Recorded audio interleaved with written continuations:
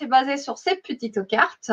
Je vais juste changer, basculer les caméras. Hop, comme ça, vous allez voir mes mains. Normalement, c'est bon. La caméra, elle est juste un peu des travers, mais ça devrait le faire. Donc, je disais, on va partir sur une version travaillée avec exactement les mêmes produits. Donc, on parle bien évidemment de la collection Croquis du Jardin, l'une de celles que j'ai pu précommander avant la sortie du catalogue. Donc, on travaillait en amont. Cette petite collection qui se compose de ces magnifiques papiers design recto verso que nous allons à nouveau travailler aujourd'hui. C'est composé également de son set de tampons pétales manuscrits. Ce sont des tampons en résine. Donc, les résines sont ceux que l'on voit à travers. Vous voyez, donc ils nous permettent de repositionner. Et comme vous voyez ici, hop, tamponner d'abord le contour avec ce tampon-là et ensuite venir coloriser l'intérieur des fleurs dans un deuxième temps. C'est les tampons en 2 étapes. Voilà.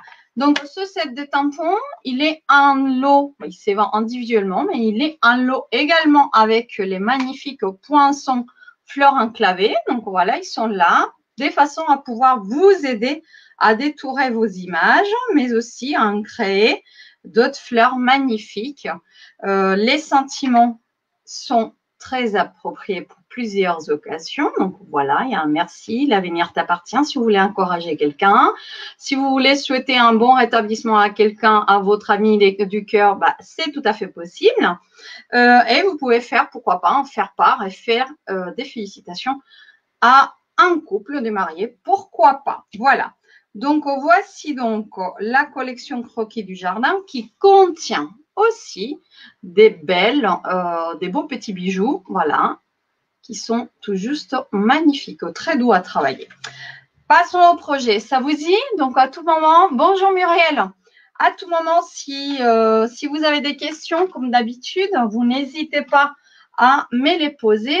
Après, aussi comme d'habitude, vous savez très bien que je passerai par mon blog la semaine prochaine pour vous déposer. Vous déposez donc l'article dédié à cette création et vous pourrez télécharger le tutoriel en PDF en plus de revoir cette vidéo en replay.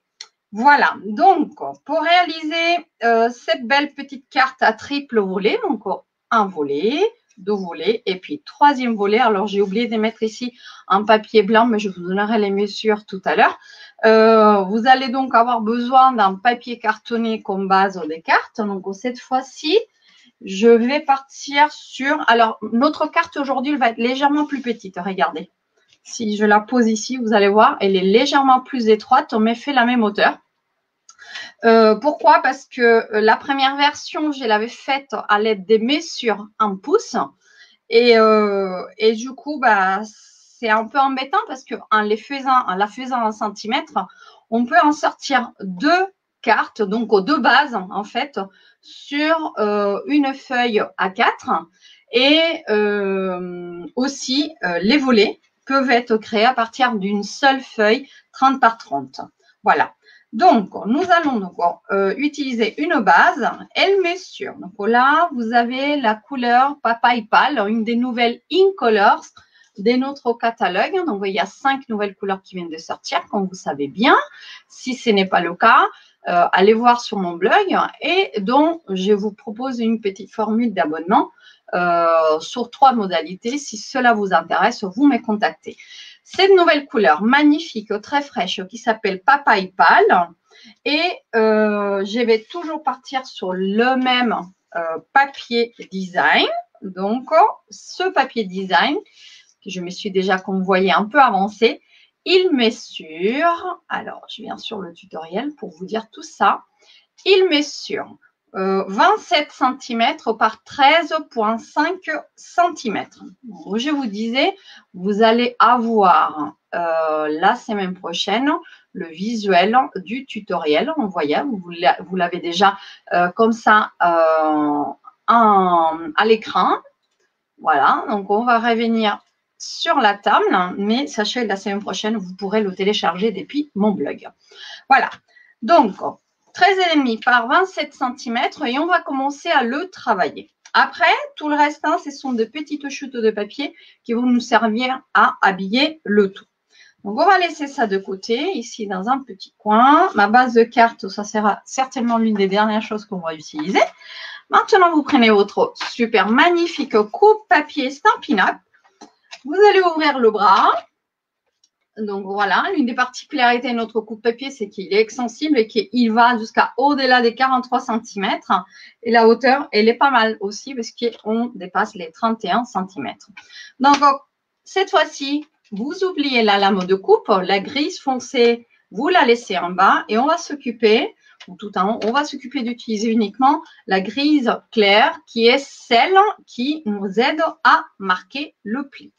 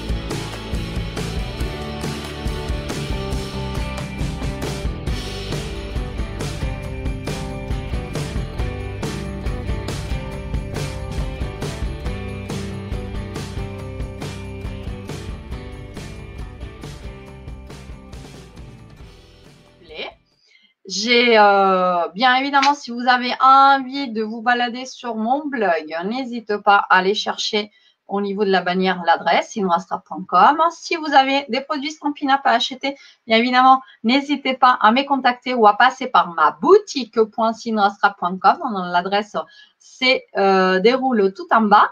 Et j'étais ravie de vous retrouver aujourd'hui.